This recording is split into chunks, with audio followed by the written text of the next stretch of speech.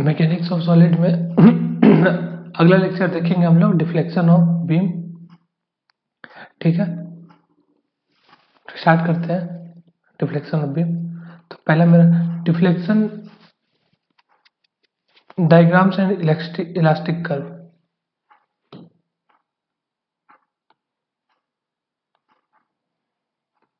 ठीक है, तो हम लोग इस चैप्टर में डिफ्लेक्शन डायग्राम और इलास्टिक कर्व देखेंगे। ठीक है, तो डिफ्लेक्शन क्यों होता है सबसे पहले ये देखते हैं क्यों होता है डिफ्लेक्शन। तो डिफ्लेक्शन का क्या क्या सोर्स है? लोड की वजह से होता है डिफ्लेक्शन, टेम्परेचर चेंज की वजह से होता है, फैब्रिकेशन में मान लीजिए बनाते समय कुछ एरर हो गया तो उसकी वजह से डिफ्लेक्शन होता है, सेटलमेंट की वजह से डिफ्लेक्शन होता है।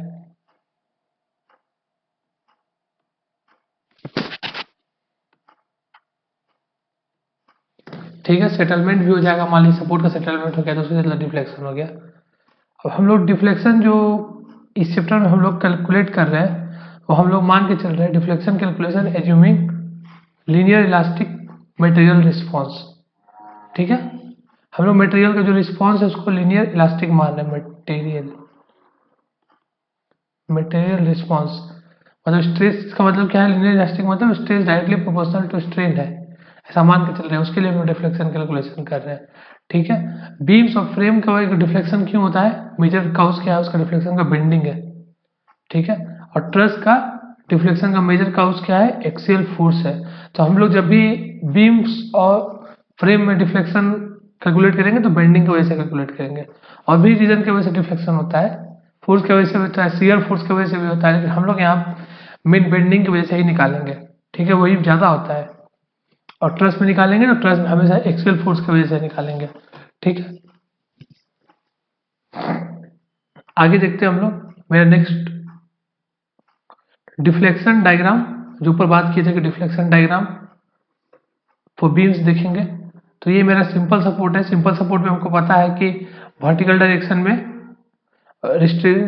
मूवमेंट नहीं अलाउड रहता है, सॉरी हिंज सपोर्ट है, हिंज सपोर्ट। तो हिंज सपोर्ट में वर्टिकल डायरेक्शन में मूवमेंट अलाउड नहीं रहता है, हॉरिजॉन्टल डायरेक्शन में मूवमेंट अलाउड नहीं रहता है, सिर्फ रोटेशन होता है। तो हिंज सपोर्ट में क्या होगा? सिर्फ रोटेशन होगा। ये मेरा फिक्स सपोर्ट है, फिक्स सपोर्ट में कुछ नहीं अलाउड रहता है, तो यहाँ थीटा भी जीरो होगा और डेल्टा भी जीरो होगा, मतलब रोटेशन भी नहीं होगा। और ये मेरा है क्या support? Hinge support, pin jointed support. क्या सपोर्ट है? पिन जॉइंटेड सपोर्ट है। पिन जॉइंटेड सपोर्ट में क्या होगा कि मान लीजिए जैसे पिन से दो गो मेंबर ज्वाइंट है, तो मान लीजिए इसमें अगर कुछ रोटेशन लगाए तो ये मेंबर और ये मेंबर दोनों अलग अलग तरीका से रोटेट करेगा। मतलब ये जो दोनों के बीच में से शुरू में 90 डिग्री था तो बाद में ये एंगल 90 डिग्री नहीं रहेगा। मतलब यहाँ पे जो एंगल है, यहाँ पे जो ये मेंबर का पेंड होने का जो एंगल है वो 90 डिग्री नहीं भी हो सकता है। ठीक है, वही अगर ये लोग रिजिड ज्वाइंट रहता तो ये 90 डिग्री मेंटेन होगा बाद में भी, जैसे ये 90 डिग्री है अभी भी। बेंड होने के बाद दोनों एक ही एंगल से रोटेट करेगा, दोनों थीटा से रोटेट करेगा, तो ये भी थीटा से रोटेट करेगा। लेकिन पिन जॉइंटेड वाला में एक थीटा 1 से रोटेट करेगा, एक थीटा 2 से रोटेट करेगा, दोनों मेंबर अलग अलग रोटेशन दिखाएगा। ठीक है, कोई भी बीम में पॉजिटिव मूवमेंट की वजह से कॉनकेव अपवर्ड होता है, इसको हम लोग कॉनकेव बोलते हैं। कॉनकेव, तो कॉनकेव किधर है? कॉनकेव ऊपर है, तो पॉजिटिव मूवमेंट की वजह से कॉनकेव अपवर्ड डिफ्लेक्टेड शेप होता है, सैगिंग होता है, और नेगेटिव मूवमेंट की वजह से कॉनकेव डाउनवर्ड डिफ्लेक्टेड शेप होता है। ठीक है,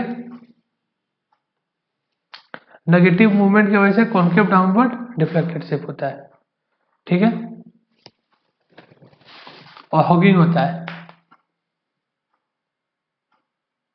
ठीक है, और मान लीजिए कि कोई मान लीजिए बीम है, इसमें कुछ लोडिंग लग रहा है, इस लोडिंग की वजह से डिफ्लेक्ट हो गया, इस लोडिंग की वजह से और डिफ्लेक्ट हुआ। तो जिस पोर्शन में से ये BC पोर्शन है, BC पोर्शन में कोई बेंडिंग मूवमेंट नहीं लग रहा है तो वो स्ट्रेट लाइन जैसा बिहेव करेगा और उसमें कोई मतलब बेंडिंग नहीं होगा। ठीक है, और ऐसा ही बोल सकते हैं कि जिस पोर्शन में कोई बेंडिंग मोमेंट नहीं रहेगा वो पोर्शन में हल्का सा भी कोई भी मतलब कि मतलब बेंडिंग कुछ नहीं होगा, मतलब उसमें क्या बोले मेंबर है, मतलब कुछ भी शेप में चेंज नहीं आएगा, मेंबर स्ट्रेट रहेगा, ऐसा बोलना चाह रहे हैं। जैसे ये मेंबर जो है, ये मेंबर में बेंडिंग मोमेंट 0 है, तो इसका शेप में कोई चेंज नहीं रहेगा, वो स्ट्रेट रहेगा एकदम। तो 4BC portion is a straight line as no stress is acting on that portion. Stress नहीं है, क्यों नहीं है? क्योंकि बेंडिंग मोमेंट नहीं है, एम नहीं है, बेंडिंग मोमेंट नहीं है, इसकी वजह से स्ट्रेस नहीं है। क्योंकि हमको पता है सिग्मा, नेक्स्ट चैप्टर में देखेंगे, एम वाई बाई आई होता है। तो अगर एम रहता तो सिग्मा भी आता है, स्ट्रेस भी आता है। ठीक है,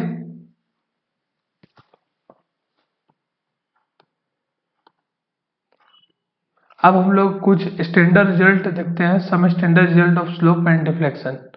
ठीक है, ये हम लोग को जो अभी स्टैंडर्ड रिजल्ट बता रहे हो आप लोग को याद रखना है। याद रखने से बहुत अच्छा होगा, मतलब मैक्सिमम जा रहा है 50% न्यूमेरिकल लगभग ये याद रखने से सॉल्व हो जाएगा। ठीक है, तो ये मान लीजिए कौन सा बीम है, ये कैंटिलीवर बीम है। कैंटिलीवर बीम में अगर एंड पे पॉइंट लोड लग रहा है तो उसका एंड का डिफ्लेक्शन कितना होगा, PL³/3EI होता है। ठीक है, और रोटेशन जो होता है एंड का वो होता है PL²/2EI। ठीक है, अगर कैंटिलीवर बीम में रोटेशन लग रहा है, m रोटेशन लग रहा है, तो जो डिफ्लेक्शन होता है वो कितना होता है, ML²/2EI, और रोटेशन होता है ML/EI। ठीक है, और अगर कैंटिलीवर बीम में यूनिफॉर्मली डिस्ट्रीब्यूटेड लोड लग रहा है W का, तो डिफ्लेक्शन कितना होता है, WL⁴/8EI, और रोटेशन कितना होता है, WL³/6EI। ठीक है,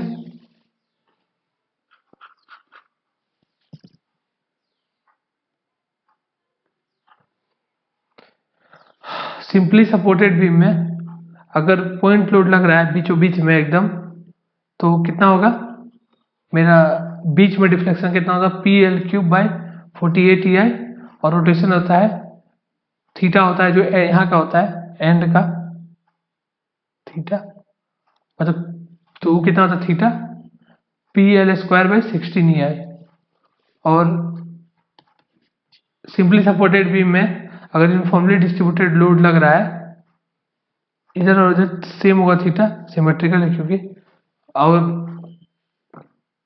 सिंपली सपोर्टेड बीम में यूनिफॉर्मली डिस्ट्रीब्यूटेड लोड लग रहा है, तो बीच में डिफ्लेक्शन और जॉइंट पे हिंज जहाँ पे है वहाँ पे रोटेशन कितना होगा, तो डिफ्लेक्शन होगा 5/384 WL⁴ 384EI, और रोटेशन होगा WL³/24EI।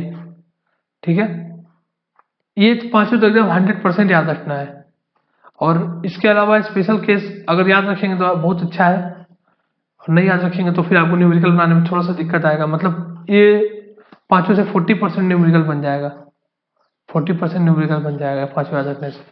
और अगर इसको भी याद रखेंगे तो और ज़्यादा अच्छा न्यूमेरिकल बनेगा, बहुत सारा न्यूमेरिकल बन जाएगा डायरेक्ट डिफ्लेक्शन का। तो देखते हैं आगे। तो सिंपली सपोर्टेड बीम है, उसका कोई भी एक एंड पे रोटेशन लग रहा है।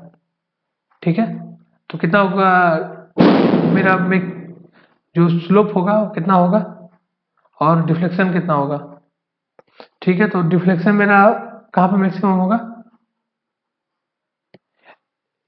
जहाँ पे रोटेशन लग रहा है उसका अपोजिट वाला एंड से L/√3 पे मेरा मैक्सिमम डिफ्लेक्शन होगा, कितना होगा, m0L²/9√3EI। ठीक है, मैक्सिमम डिफ्लेक्शन ये होगा। रोटेशन कितना होगा, जहाँ पे मेरा मोमेंट लग रहा है वहाँ पे रोटेशन होगा m0L/6EI, और जस्ट उसका आधा, उसका अपोजिट एंड उसका आधा रोटेशन होगा m0L/6EI। ये भी एकदम याद रखना है अच्छा से। अगर कोई भी कैंटिलीवर बीम है उसमें uniformly varying load of intensity W0 support पे और 0 फ्री एंड पे, ऐसा वेरिएशन है, W0 से 0 का वेरिएशन है, तो उसमें डिफ्लेक्शन कितना होगा फ्री एंड पे, W0 L⁴/30EI, और रोटेशन फ्री एंड का कितना होगा, W0 L³/24EI। Simply supported beam है और उसमें पॉइंट लोड लग रहा है at a distance of A from left end and b from right in, तो उसका डिफ्लेक्शन अंडर द लोड कितना होगा, P a square b square by 3EIL। ठीक है, सिंपली सपोर्टेड बीम है, उसमें uniformly varying load of intensity, चूंकि जो इंटेंसिटी बीच में मैक्सिमम है और साइड साइड में जीरो है, कितना है, डेल्टा कितना है, WL का पावर 4/120 EI, और रोटेशन है 5WL³/192 EI। Simply supported beam है और उसके सेंटर पे m0 मोमेंट लग रहा है, m0 मोमेंट, तो कितना होगा rotation, m0L/24 EI, m0L/24 EI।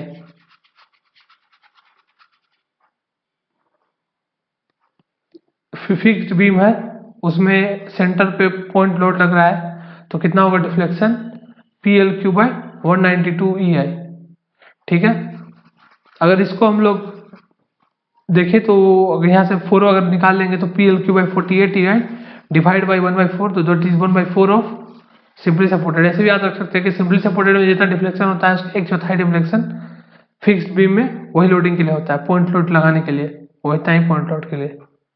ठीक है, और fixed beam width distance A from left support और B फ्रॉम राइट सपोर्ट, तो डिफ्लेक्शन कितना होता है, PAB³/3EIL³। ठीक है, इसको भी याद रख सकते हैं, इसमें A और B बढ़ा और नीचे में L के जगह L³ हो गया है। ठीक है, और ये है fixed beam width uniformly distributed load, तो डिफ्लेक्शन कितना होगा, तो WL⁴/384 EI। इसको कंपेयर करेंगे अगर सिंपली सपोर्टेड बीम से, तो सिंपली सपोर्टेड का 1/5 होगा, तो ये भी याद करने में आसानी होगा कि यूनिफॉर्मली डिस्ट्रीब्यूटेड के लिए कितना होता है, फिक्स्ड बीम में 1/5 कम हो जाता है। ठीक है, तो सारा जो है वो याद कर लेंगे तो अच्छा होगा, एकदम न्यूमेरिकल बनाने में बहुत आसानी होगा। एक दो न्यूमेरिकल हम दिखाते भी हैं कैसे बनेगा अगर याद कर लेने से।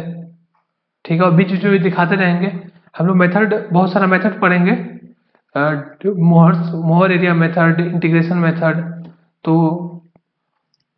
वो मेथड से भी निकालेंगे, और कभी कभी अगर वो इस फॉर्मूला से रहेगा तो फॉर्मूला में डाल कर निकाल के दिखाएंगे। ठीक है, अभी हम लोग आगे एग्जाम्पल देखते हैं।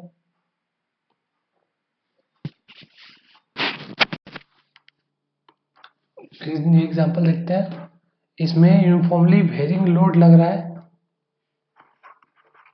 यूनिफॉर्मली वेरिंग लोड लग रहा है जिसका इंटेंसिटी A पे 0 है और B पे W0 है। ठीक है, इसको देखते हैं कैसे हम लोग कर सकते हैं, जो फॉर्मूला हम लोग याद किए हैं उससे। तो देखिएगा, ये जो है ये लोड AB है, वो दो लोड का कॉम्बिनेशन है, देखिएगा ध्यान से।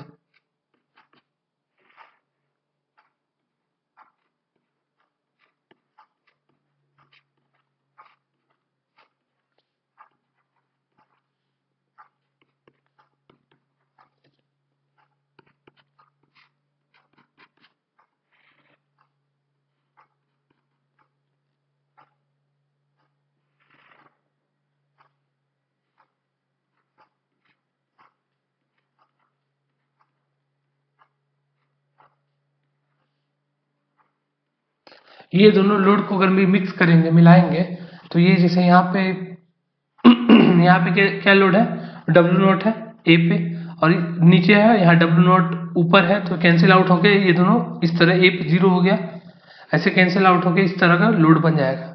मतलब देख सकते हैं यहाँ पे, आप एनालाइज कर सकते हैं। इसे यहाँ आधा से दिखा भी देते हैं, या आधा से कैंसिल हो जाएगा, आधा यहाँ से ऐसे कैंसिल हो जाएगा, ये वाला लोड ऊपर है इतना, तो फिर यही आ जाएगा। ठीक है, तो दोनों का कॉम्बिनेशन है ये। अब इसके लिए हम लोग फॉर्मूला जानते हैं इस लोड के लिए, और इस लोडिंग के लिए भी हम लोग फॉर्मूला जानते हैं। तो ये लोग दोनों का जब करेंगे, दोनों के लिए इंडिविजुअली फॉर्मूला अप्लाई करके इसके लिए नीचे लगाएंगे, इसके लिए डाउनवर्ड डायरेक्शन में, और इसके लिए अपवर्ड डायरेक्शन में, तो सब्ट्रैक्ट करना पड़ेगा, तो आ जाएगा मेरा जो भी मतलब कि निकालना है हमको, डिफ्लेक्शन और रोटेशन। ठीक है, देखते हैं, थीटा बी पे निकालना है हमको डिफ्लेक्शन। तो इस लोडिंग की वजह से कितना होता है मेरा डब्ल्यू नॉट एल का पावर 4 डिवाइड बाई 8 ई आई। पढ़े थे ऊपर में हम लोग, देख सकते हैं ऊपर से अगर देखना चाहते तो।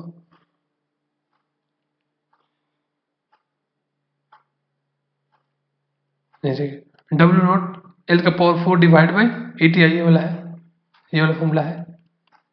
और उसके चलते भी देख लेते हैं, उसके चलते देख सकते डब्ल्यू नॉट एल का पावर 4 डिवाइड बाई 30 ई आई। दोनों को, एक ऊपर है एक नीचे है, तो दोनों को सब्ट्रैक्ट करेंगे तो माइनस डब्ल्यू नॉट एल का power 4 divide by 30 E I. तो क्या आ जाएगा मेरा 11 डब्ल्यू नॉट एल का पावर 4 डिवाइड बाई 120 है। सब्ट्रैक्ट कर सकते हैं सिंपली, इस तरह रोटेशन में निकाल सकते हैं। ये ए है, ये बी है। रोटेशन क्या आ जाएगा, तो रोटेशन को थीटा भी बोलेंगे। तो इसके चलते कितना आता है rotation, W naught L cube by 6 ई आई। इसके लिए कितना आता है W naught L cube by 24 ई आई। मेरा टोटल हो जाएगा W naught L cube by 8 E I. Rotation हो जाएगा, ये ऊपर था ये नीचे था, इसके वजह से नीचे, उसकी वजह से ऊपर, तो माइनस साइन लगा दिए। ठीक है, अगला एग्जांपल देखते हैं हम लोग। अगला एग्जांपल देखते हैं। अगला एग्जांपल मेरा ये वाला है। इसमें कैंटिलीवर बीम है, कैंटिलीवर बीम है, एक एंड ए है एक एंड बी है, और पॉइंट लोड लग रहा है मेरा eight a distance A from the fixed and. ठीक है, टोटल लेंथ एल है, और हमको निकालना है, मतलब फ्री एंड पे, फ्री एंड बी पे निकालना है डिफ्लेक्शन और रोटेशन। ठीक है,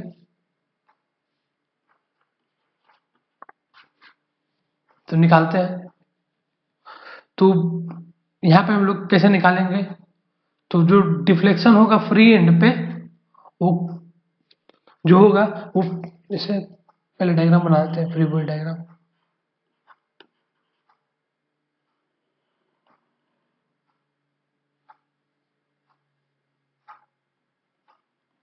तो पी पे जितना डिफ्लेक्शन होगा, थोड़ा सा डायग्राम में करती है,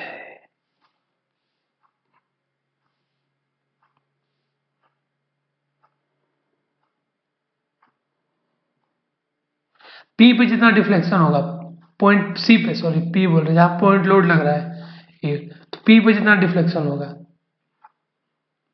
डेल्टा सी बोल रहा है, जो पी पे सी पे डिफ्लेक्शन है, पॉइंट सी पे जहां पॉइंट लोड लग रहा है, प्लस हम बताए थे कि जहां बेंडिंग मूवमेंट नहीं रहता है, जैसे इस सेक्शन को देखेंगे तो इस सेक्शन में, सीबी सेक्शन में बेंडिंग मूवमेंट 0 है, सीबी सेक्शन में बेंडिंग मूवमेंट 0 है। ठीक है, तो ये स्टेट होगा, तो सी पे जो डिफ्लेक्शन है प्लस यहाँ इसका स्टेट होने की वजह से जो डिफ्लेक्शन आएगा, वो दोनों डिफ्लेक्शन का समेशन होगा। ठीक है, और ये स्टेट है, तो यहाँ का रोटेशन निकालेंगे हम लोग थीटा सी, उससे अगर मल्टीप्लाई कर देंगे, ये मेरा लेंथ कितना हो जाएगा एल माइनस ए, तो ये मेरा आ जाएगा theta c into l minus ए, ये वाला पॉइंट हो जाएगा, ये डिफ्लेक्शन हो जाएगा मेरा। ठीक है, तो टोटल डिफ्लेक्शन डेल्टा बी क्या होगा मेरा, डेल्टा बी, पी पे कितना, सी पॉइंट पे कितना डिफ्लेक्शन होगा, P a cube by 3 E आई। ये हम लोग पूरा फॉर्मूला जानते हैं कि कैंटिलीवर बीम में लोड जब लगता है, पॉइंट लोड, तो उसके वजह से उस पॉइंट पे कितना डिफ्लेक्शन होता है। ठीक है, plus theta c into l minus a हो जाएगा, तो P a cube by 3 E I plus theta c मेरा कितना होगा, P a square by 2 E I, P a square by 2 E I into l minus a. ठीक है, ये हो जाएगा मेरा delta b, P a cube by 3 E I plus P a square l minus a divide by 2 E आई।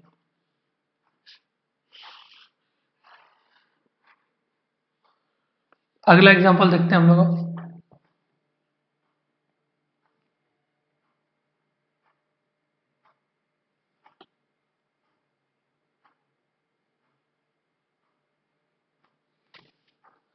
अगला example देखते हैं।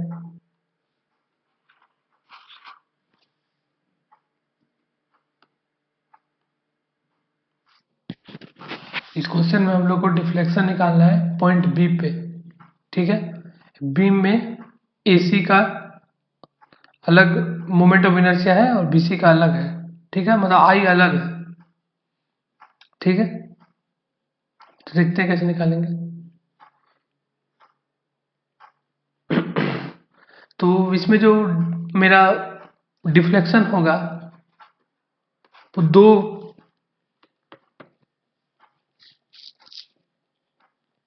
चीज का कॉम्बिनेशन होगा, दो को इफेक्ट का कॉम्बिनेशन होगा, ठीक है। डिफ्लेक्शन एट बी दो चीज का कॉम्बिनेशन होगा।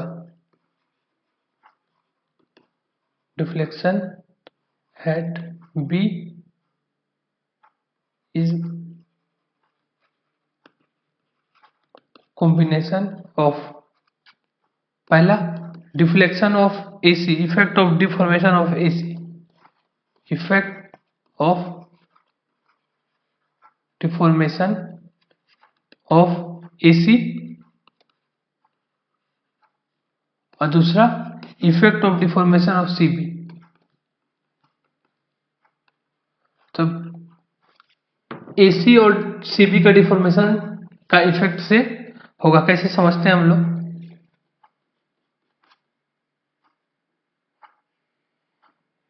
लाइन डायग्राम बनाए, सी है, ये बी है,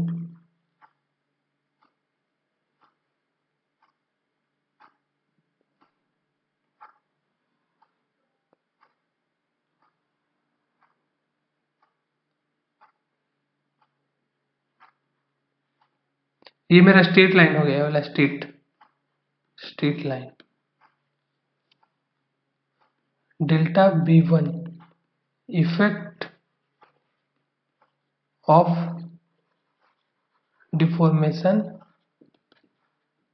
ऑफ एसी, और ये delta B two effect of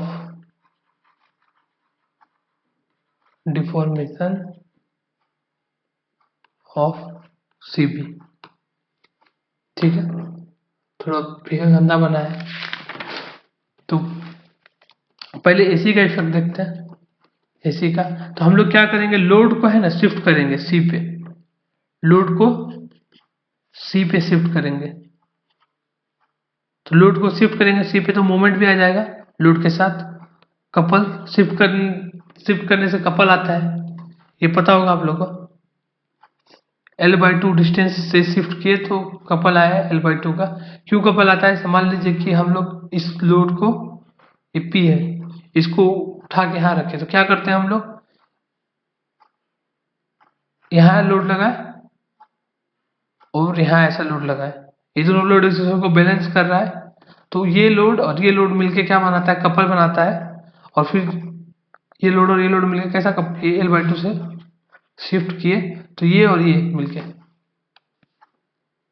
ये और ये मिलके कपल बनाया।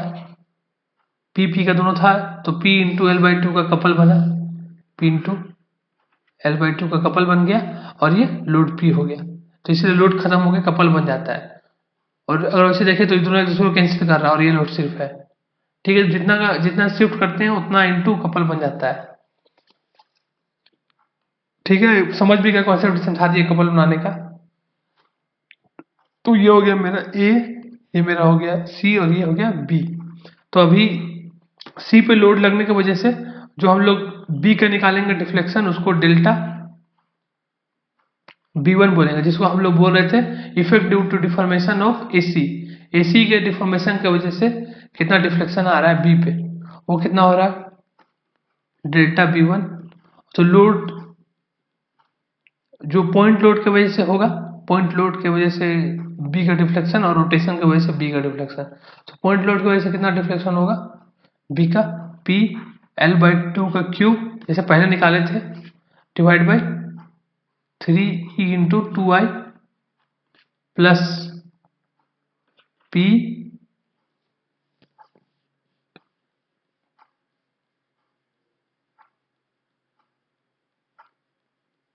यहाँ पे हम लोग पॉइंट लोड और क्या बोलते हैं रोटेशन की वजह से डिफ्लेक्शन देख रहे हैं, मतलब सी का डिफ्लेक्शन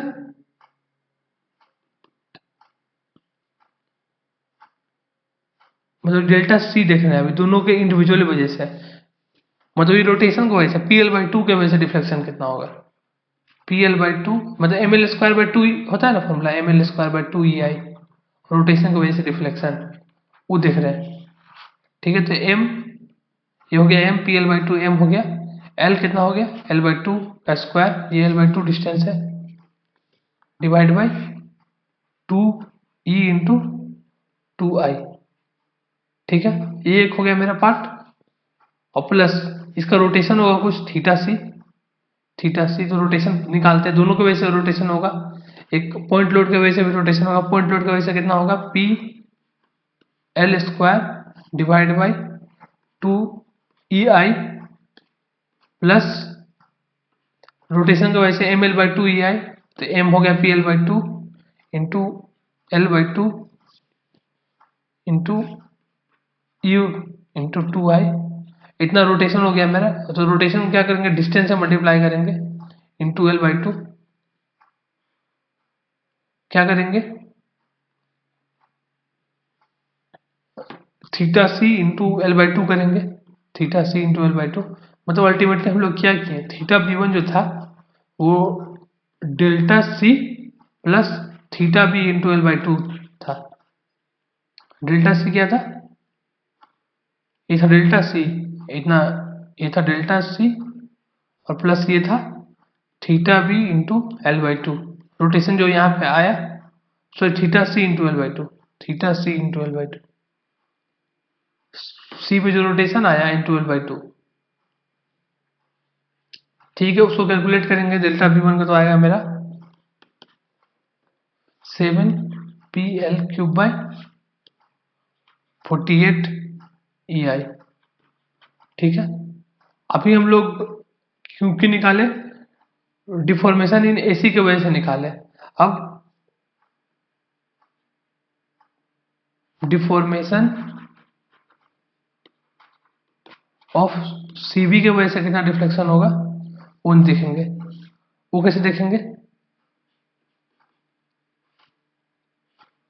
ये 2I था, ये I था, तो यहाँ फिक्स कर देंगे, और यहाँ पॉइंट लोड लगाएंगे, तो उसके वजह से कितना डिफ्लेक्शन आएगा यहाँ देखेंगे। CB हो गया, CB, तो CB में कितना हो जाएगा थीटा, उसको B2 बोले थे हम लोग, थीटा सॉरी डेल्टा B2 कितना हो जाएगा PL/2 का क्यूब डिवाइड बाई 3EI, जो कितना हो जाएगा PL³/24 EI। ठीक है, तो टोटल डेल्टा बी क्या है, डेल्टा बी है डेल्टा B1 और डेल्टा B2 का समेशन। तो डेल्टा B1 मेरा कितना आया था 7PL³/48 EI plus PL³/24 EI, 3PL³/16 EI आ जाएगा दोनों को जोड़ने से। ठीक है, वही मेरा हो जाएगा आंसर, समझ गए होंगे। अगला हम लोग देखते हैं नेक्स्ट मेथड जो डिफ्लेक्शन कैलकुलेशन के लिए यूजफुल है वो देखेंगे। अगला मेथड मेरा क्या है, मैक्सवेल रेसिप्रोकल थ्योरम। ठीक है, क्या बोलता है Maxwell reciprocal theorem, in any beam frame और truss deflection at any point D due to load W at any point C is equal to deflection at any point C due to load W at point D। मतलब क्या है इसका कि point D पे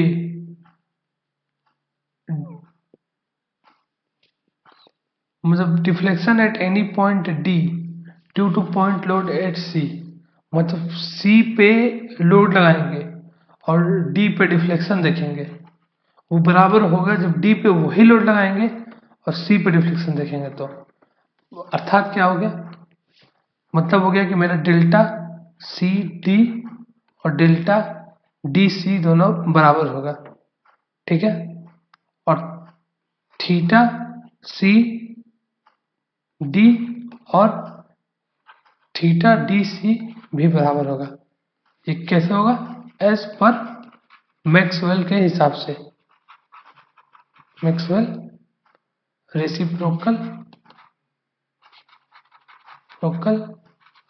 theorem के हिसाब से, ठीक है।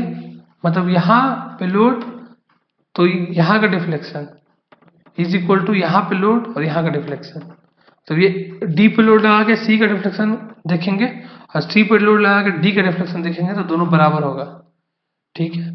तो deflection of C when load applied at D और डिफ्लेक्शन ऑफ, इसको क्या बोलेंगे, इसको बोलेंगे deflection of C when load applied at D, इसको बोलेंगे deflection of D when load applied at C. C दूसरा यही हो गया, rotation of C when load applied at D, rotation of D load applied at C, वही लिखा हुआ है यहाँ पे। बीम फ्रेम और ट्रस सबके लिए एप्लीकेबल है, ठीक है। देखेंगे इसका बाद में एग्जांपल से समझेंगे, करवाएंगे एग्जांपल। अभी अगला देखते हैं, अगला मेथड डिफ्लेक्शन कैलकुलेशन का, ठीक है।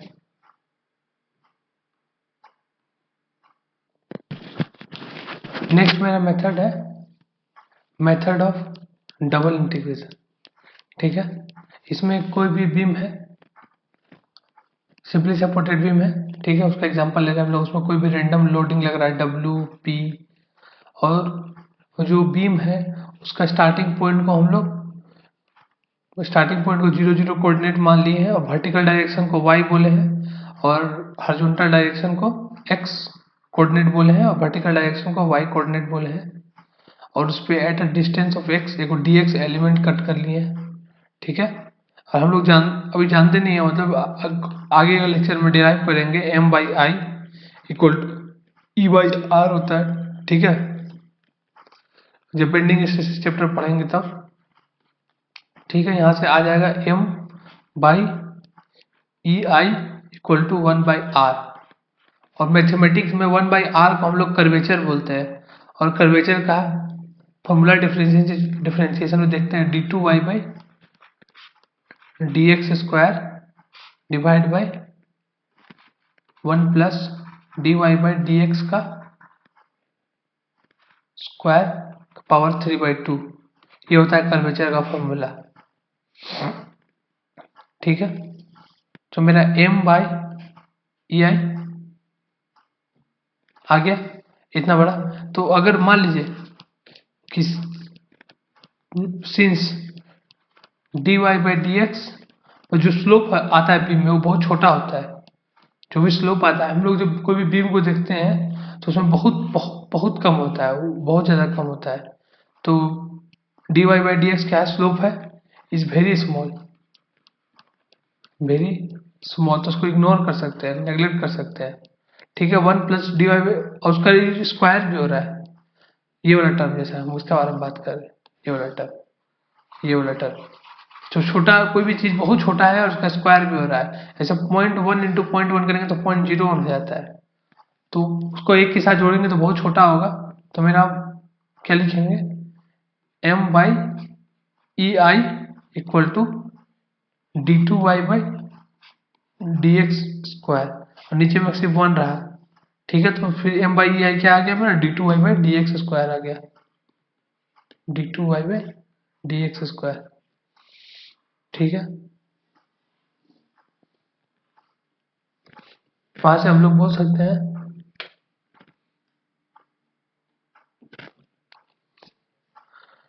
d2y by dx square equal to m by E आई,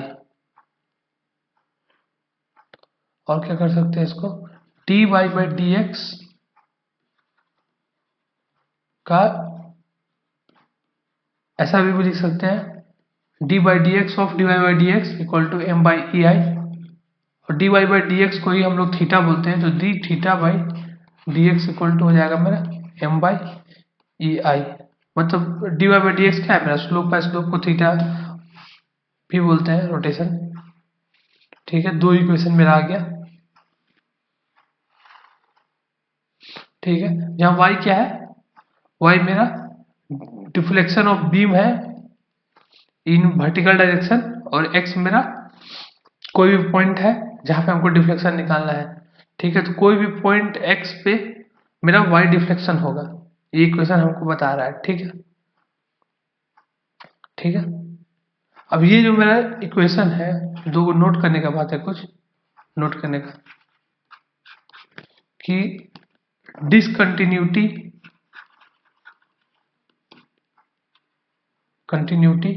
का केस में एप्लीकेबल नहीं होता है, not applicable, not applicable in case of,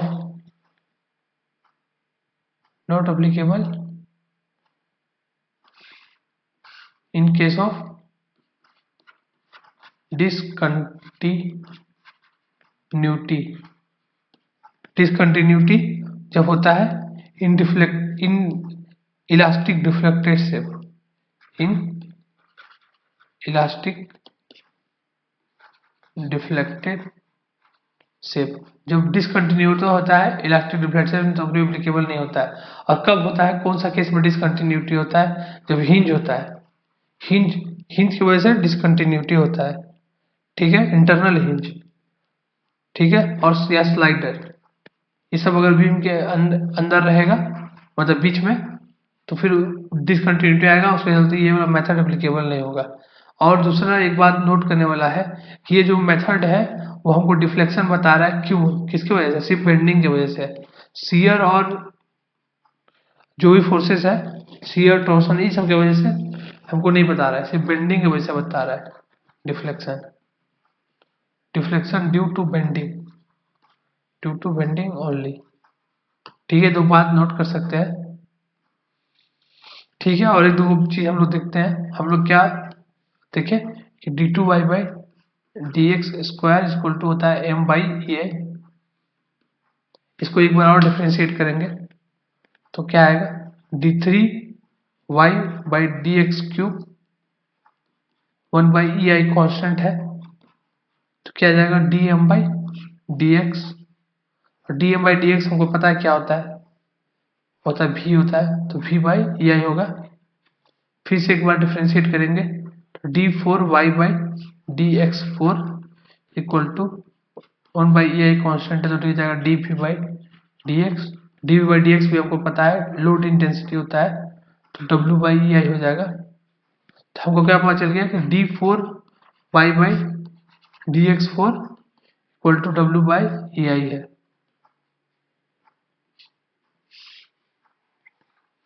ठीक है, तो ये रिलेशन हम लोग कब यूज करेंगे, d four Y by D x four, जब लोडिंग बहुत कम्बरसम होगा, लोडिंग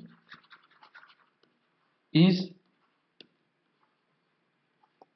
कम्बरसम, ऐसा लोडिंग होगा जिसके वजह से हम लोग at a distance of x पे, कुछ मतलब अजीब टाइप का लोडिंग है, तो उसकी eight a distance of x पे कट करके, जैसे eight a distance of x पे हम लोग हमेशा कट करते हैं ना, तो आप बेंडिंग मोमेंट निकालते हैं, तो बेंडिंग मोमेंट निकालना बहुत मुश्किल है, निकालना बहुत मुश्किल हो, क्योंकि मोमेंट हम लोग लेना पड़ता है, सेंट्रोइड ढूंढना पड़ता है, सेंट्रोइड। तो ट्रायंगल का सेंट्रोइड कैलकुलेट करना आसान है, रेक्टेंगल का सेंट्रोइड कैलकुलेट करना इजी है, बीच बीच में होता है, तो हम लोग डायरेक्ट एक्स बाई टू हो जाता है, इसमें एक्स बाई थ्री हो जाता है, तो ये सब आसान है।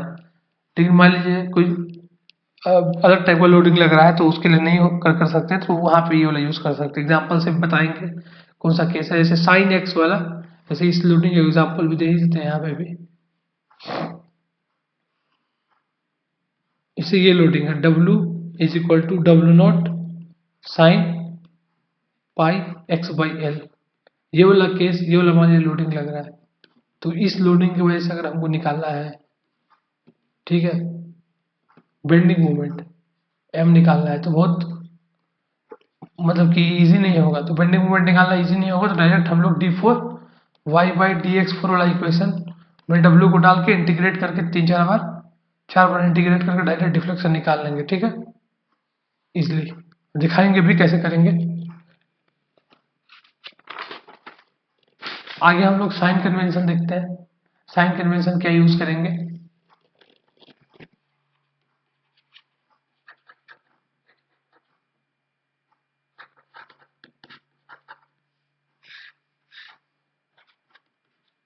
क्या साइन कन्वेंशन यूज करेंगे?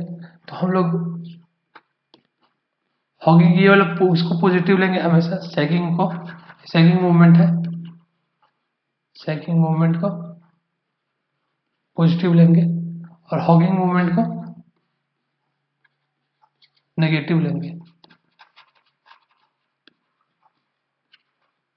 हॉगिंग मूवमेंट को नेगेटिव लेंगे। जब हम लोग एक्स को मेजर करेंगे लेफ्ट से राइट की तरफ, ओरिजिन से इस तरफ मेजर करेंगे एक्स, ये ओरिजिन है, तो पॉजिटिव लेंगे, और वाइस वर्सा अगर उल्टा मेजर करेंगे तो नेगेटिव लेंगे, लिख नहीं रहे यहाँ पे। अगर डिफ्लेक्शन अपवर्ड होगा, अपवर्ड होगा डिफ्लेक्शन, तो उसको पॉजिटिव लेंगे, और डाउनवर्ड को नेगेटिव लेंगे। डाउनवर्ड नहीं लिख रहे हैं, ठीक है। और थीटा का भी अगर एंटी क्लॉकवाइज है तो पॉजिटिव है। पहले भी हम लोग थीटा देख चुके हैं, जब मूवमेंट बेंडिंग मूवमेंट वाला किए हैं, तब वहां पे भी इस तरह करते थे हम लोग एसएफडी बीएमडी में। तो यहाँ पॉजिटिव होगा, और इसका जस्ट उल्टा अगर क्या बोलते हैं क्लॉकवाइज हो इस तरह, तो नेगेटिव होगा, ठीक है। अब एग्जांपल देखते हैं डायरेक्ट हम लोग।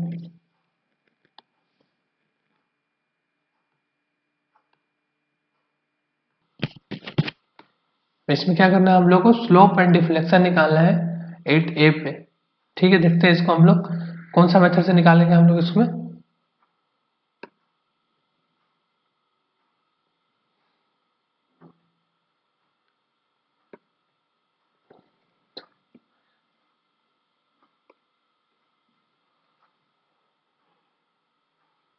कौन सा मेथड से निकालेंगे? अभी हम लोग जो डबल इंटीग्रेशन मेथड पढ़े उससे निकालेंगे। तो पहले हम लोग बेंडिंग मोमेंट देखते हैं कितना होगा इसमें। तो बेंडिंग मोमेंट डायग्राम कैसे बनेगा, बना सकते हैं आप लोग सब।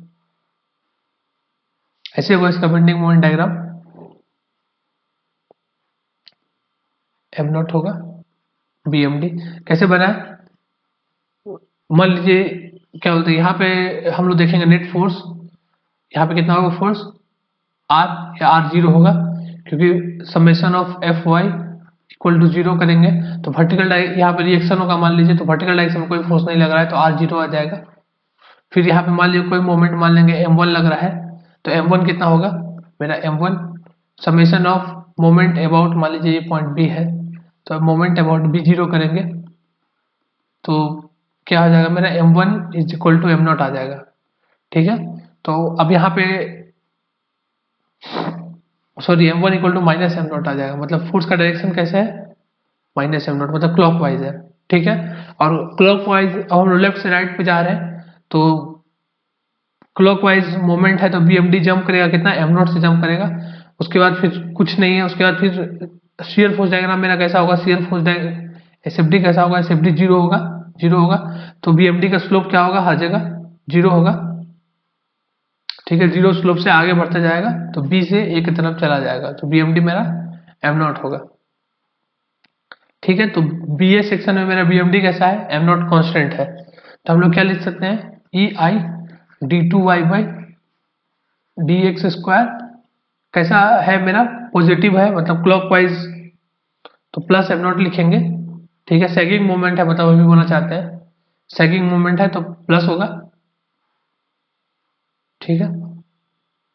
अगर हॉगिंग मूवमेंट आता तो माइनस होता, ठीक है। तो आगे देखते हैं ई, अब इंटीग्रेट करते हैं इसको, E I dy by D x equal to M naught x plus C one, फिर एक बार और इंटीग्रेट करेंगे, क्या है, E I M naught x square by two, integration आता होगा आप लोग को, C one x plus C two हो जाएगा, ये मेरा आ गया। बाउंड्री कंडीशन क्या है मेरा, क्या है मेरा बाउंड्री कंडीशन,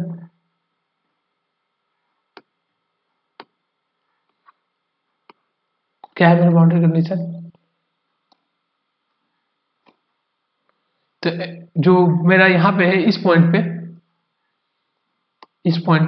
पे क्या है मेरा, स्लोप और डिफ्लेक्शन दोनों जीरो है, मतलब डेल्टा भी जीरो है इस पॉइंट पे, डेल्टा जीरो है और थीटा भी जीरो है, रोटेशन भी नहीं हो रहा है और डिफ्लेक्शन भी नहीं हो रहा है।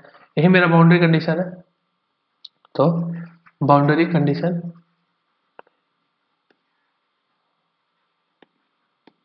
क्या है मेरा बाउंड्री कंडीशन कि at x equal to zero, y zero है, वाई क्या है, डिफ्लेक्शन है, और at x equal to zero d Y by D x ये रोटेशन है, ये भी जीरो है।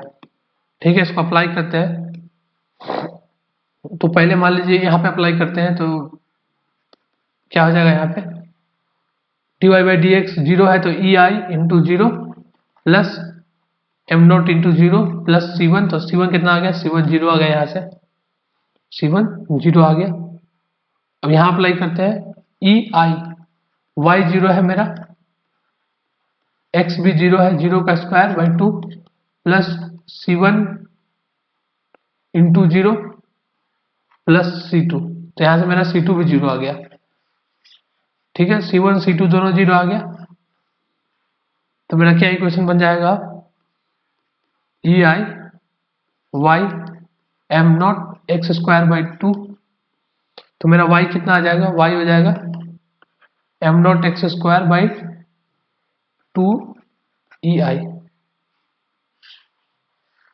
ठीक है, ये मेरा इक्वेशन आ जाएगा।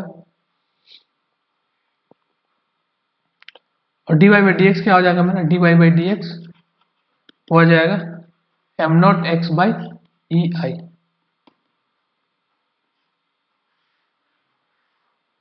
M naught x by E I, तो देख रहे हैं हम y भी मेरा पॉजिटिव है और D Y by D x भी पॉजिटिव है। इसका मतलब क्या पता चला हमको कि जो डिफ्लेक्शन होगा वो हम लोग क्या माने थे कि जो y रहेगा वो अपर डायरेक्शन में पॉजिटिव होगा, स्लोप भी एंटी क्लॉकवाइज स्लोप पॉजिटिव होगा, तो मेरा ऐसा होगा थीटा मेरा एंटी क्लॉकवाइज होगा, थीटा ए, और डिफ्लेक्शन मेरा अपवर्ड होगा, डेल्टा ए। ठीक है, तो अब मेरा थीटा ए क्या हो जाएगा, थीटा ए क्या हो जाएगा, x इक्वल टू एल डाल देंगे तो क्या जाएगा मेरा एम नॉट, यही थीटा है मेरा, यही थीटा है, तो एम नॉट यहाँ पे x के जगह एल डाल देंगे तो क्या आ जाएगा M naught L by E I. ठीक है, ये एल लेंथ है। अब मेरा डिफ्लेक्शन क्या आ जाएगा, डेल्टा ऑफ ए क्या आ जाएगा, वहां पे x के जगह पे एल एल डाल देंगे तो M naught L square by two E I. ठीक है, दोनों पॉजिटिव है, ये भी पॉजिटिव है, ये भी पॉजिटिव है। क्या पॉजिटिव शो कर रहा है कि एंटी क्लॉकवाइज में है स्लोप, और ये पॉजिटिव शो कर रहा है कि अपर डायरेक्शन में, जो कि हम यहाँ पे दिखाए हैं। ठीक है, और बाकी सारा डिफ्लेक्शन भी, बाकी सारा वाई भी सब पॉजिटिव है क्योंकि सब अपर डायरेक्शन में है, और सारा हर पॉइंट का रोटेशन भी मतलब कि एंटी क्लॉकवाइज है। ठीक है, अगला प्रॉब्लम देखते हैं हम लोग। अब मेरा अगला प्रॉब्लम है ये है, इसमें स्लोप और मैक्सिमम डिफ्लेक्शन निकालना है, स्लोप निकालना है ए पे और मैक्सिमम डिफ्लेक्शन निकालना है। सिंपली सपोर्टेड बीम है, इसमें लोडिंग लग रहा है W equal to W naught sine pi x by L, तो वेरिंग लोड है और वेरिएशन कैसे है, साइन पे डिपेंड कर रहा है, साइन फंक्शन पे, sign pi x by L. ठीक है, तो निकालना है इस केस में, कैसे निकालेंगे, तो हम लोग लास्ट में आपको बताए थे D four Y by D x four equal E I equal to load के बराबर होता है डब्ल्यू के बराबर, और यहाँ पे हम लोग नेगेटिव साइन लेंगे। क्यों नेगेटिव साइन लेंगे, जो लोड लग रहा है वो डाउनवर्ड डायरेक्शन में लग रहा है। ठीक है, तो मेरा क्या हो जाएगा, E I d four Y by D x four equal to minus W naught sine pi x by L. ठीक है, अब इसको इंटीग्रेट करेंगे दोनों साइड, तो क्या आ जाएगा मेरा E I d3y by dx3 minus W not क्या आ जाएगा, साइन का क्या होता है इंटीग्रेशन, साइन का माइनस कॉस होता है तो माइनस माइनस प्लस हो जाएगा cos pi x by L और डिवाइड हो जाएगा पाई बाई एल, तो यह आ जाएगा पाई और एल प्लस C1 ऐड हो जाएगा, फिर से एक बार इंटीग्रेट करेंगे d2y बाई dx2 तो W naught by pi into L, cos का इंटीग्रेशन क्या होता है साइन होता है, माइनस साइन नहीं होता है सिर्फ साइन होता है, पाई एक्स बाई एल और डिवाइड बाई हो जाएगा पाई बाई एल। इंटीग्रेशन का फॉर्मूला अगर नहीं पता हो तो देख सकते हैं, यहाँ इंटीग्रेशन का फॉर्मूला नहीं बता रहे, C1x प्लस C2 हो जाएगा, ठीक है, फिर वो बता भी देते हैं इंटीग्रेशन का, साइन के एक्स का इंटीग्रेशन क्या होता है, साइन का इंटीग्रेशन ऑफ माइनस कॉस के एक्स बाई के होता है प्लस सी, और कॉस के एक्स का इंटीग्रेशन क्या होता है, ये होता है sine K X by K plus C, ठीक है।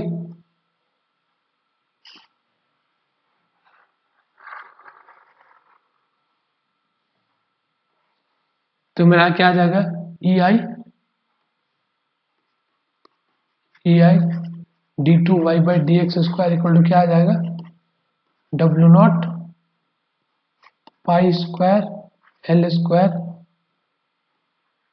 Sign pi x by L plus C1x plus C2, और हमको पता है E I d2y by D x square क्या होता है, m के बराबर होता है, किसके बराबर होता है, m के बराबर, m के बराबर होता है, तो ये क्या हो जाएगा, तो यही मेरा बेंडिंग मोमेंट भी हो जाएगा, ये बेंडिंग मोमेंट हो जाएगा। और हमको बाउंड्री कंडीशन यहाँ से बाउंड्री कंडीशन लगाएंगे C1 और C2 निकालने के लिए, तो मेरा क्या हमको बाउंड्री कंडीशन यहाँ पता है, बाउंड्री कंडीशन कि हमको पता है कि हिंज सपोर्ट में क्या होता है, बेंडिंग मोमेंट जीरो होता है, तो स्टार्टिंग में मेरा क्या है, हिंज सपोर्ट है, यहाँ ये हिंज सपोर्ट है, ये हिंज सपोर्ट है और ये भी हिंज सपोर्ट है, तो दोनों सपोर्ट पे बेंडिंग मोमेंट मेरा क्या होगा, जीरो होगा, जीरो होगा, उसका यूज करेंगे, यही मेरा बाउंड्री कंडीशन होगा, एक बाउंड्री कंडीशन कि at X equal to zero, at X equal to zero M equal to zero, और एक मेरा होगा एक्स इक्वल टू एल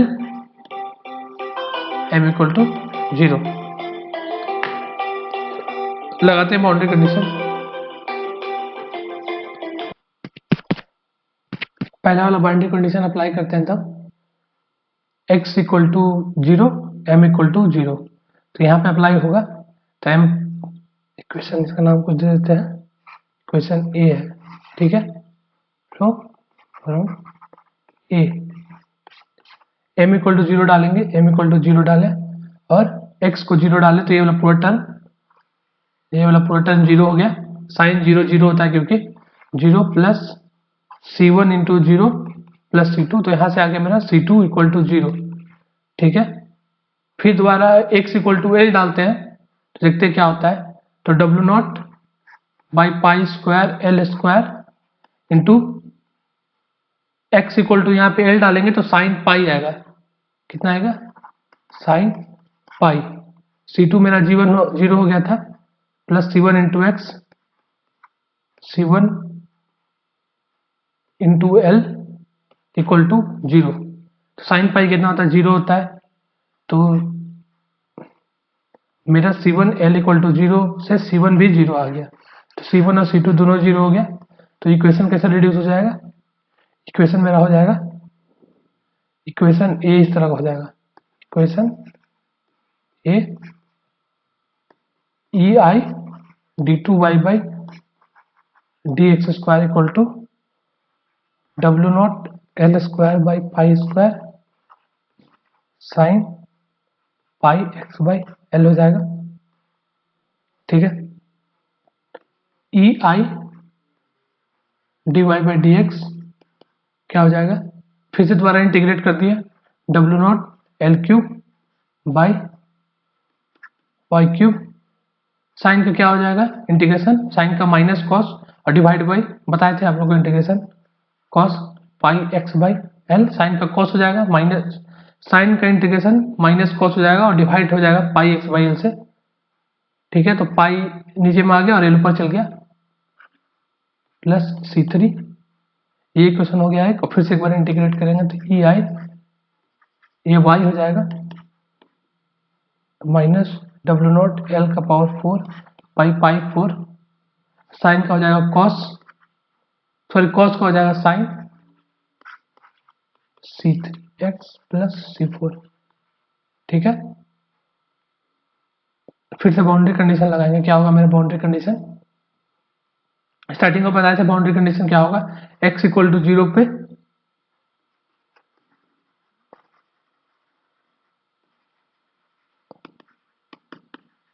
क्या boundary condition, x equal to 0 पे y 0 और x इक्वल टू l पे भी y 0, क्योंकि डिफ्लेक्शन y क्या है, डिफ्लेक्शन है, स्टार्टिंग पॉइंट और लास्ट पॉइंट दोनों में डिफ्लेक्शन 0 होगा। जैसे यहाँ पे डिफ्लेक्शन 0 होगा और यहाँ पे भी 0 होगा, यहाँ पे x कितना है 0 है, यहाँ पे x कितना है l है, y दोनों जगह 0 होगा, तो मेरा बाउंड्री कंडीशन हो गया। ठीक है, अप्लाई करेंगे बाउंड्री कंडीशन, तो यहाँ पे अप्लाई करते हैं इस इक्वेशन में, इस इक्वेशन में तो y को 0 रखेंगे, y को 0 रखें और x को भी 0 रखें, तो ये वाला टर्म क्या हो जाएगा मेरा, ये टर्म 0 में रिड्यूस हो जाएगा, ये टर्म साइन 0 0 हो जाता है तो ये 0 हो गया, प्लस C3 इंटू एक्स 0 है प्लस C4, तो मेरा यहाँ से क्या आ जाएगा, क्या आ जाएगा मेरा यहाँ से C4 इक्वल टू 0 आ जाएगा। ठीक है, C4 मेरा 0 हो गया।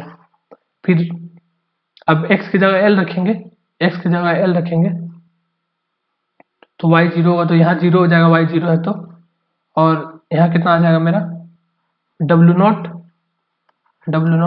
l का पावर 4 डिवाइड बाई पाई का पावर 4, यहाँ पे साइन पाई आ जाएगा, साइन पाई क्या होता है, साइन पाई 0 होता है तो 0 हो जाएगा, प्लस प्लस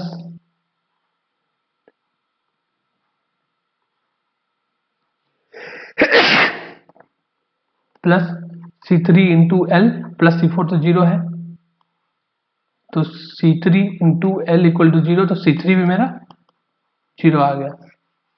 तो मेरा क्या हो गया इक्वेशन, मेरा इक्वेशन रिड्यूस हो गया E I Y minus W naught L का पावर 4 डिवाइड बाई पाई का power 4 into sine pi x by L, ये हो जाएगा मेरा इक्वेशन। ठीक है, डिफ्लेक्शन का इक्वेशन मेरा आ गया। ठीक है, यहाँ से हमको निकालना है स्लोप एट ए निकालना है, ए पे कितना है, एक्स का कोऑर्डिनेट कितना है 0 है, तो क्या आ जाएगा मेरा E I D two Y by D X मेरा क्या होगा minus W naught L cube by pi cube two cos pi x by L, ये मेरा इक्वेशन 1 होगा। ठीक है, तो ए पे निकालना है, तो E I theta A is equal to minus W naught L cube by pi cube, cos 0 कितना होता है, कॉस 0 मेरा 1 होता है, एक्स इक्वल टू 0 बैठाएंगे तो कॉस 0 आ जाएगा, कॉस 0 1 होता है तो मेरा थीटा ए कितना हो जाएगा, theta A is equal to minus W naught L cube by pi cube E I. ठीक है, और इस तरह निकालना है हमको डिफ्लेक्शन, मैक्सिमम डिफ्लेक्शन, तो मैक्सिमम डिफ्लेक्शन कहाँ होगा, कहाँ होगा मैक्सिमम डिफ्लेक्शन, मैक्सिमम डिफ्लेक्शन मेरे बीच में होगा, पूरा लोड जो है वो सिमेट्रिकल है, सिमेट्रिकल है, तो हमको पता है सिमेट्रिकल लोडिंग में एकदम सिमेट्रिकल टाइप का बनेगा इसका शेप जो है, तो वहाँ बीच में एकदम मैक्सिमम डिफ्लेक्शन आएगा बीचों बीच में, तो maximum deflection at X equal to L by 2 पे होगा।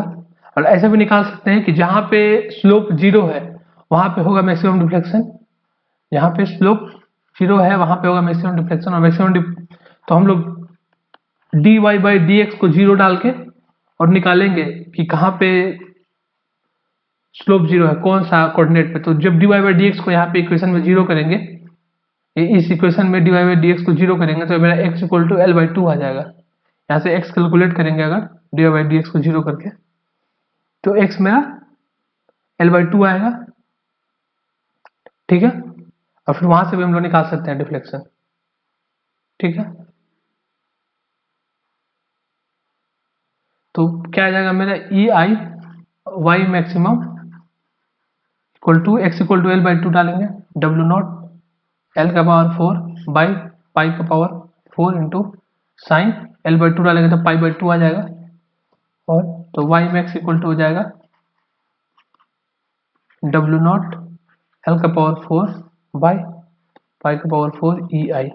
नेगेटिव साइन आ रहा है, नेगेटिव साइन क्या शो कर रहा है कि डिफ्लेक्शन जो है वो नीचे हो रहा है, ठीक है, नीचे हो रहा है, यही होगा मैक्सिमम डिफ्लेक्शन, ठीक है। अगला लेक्चर में हम लोग और मेथड देखेंगे कैलकुलेट करने का डिफ्लेक्शन और स्लोप, ठीक है। इस लेक्चर के लिए थैंक यू।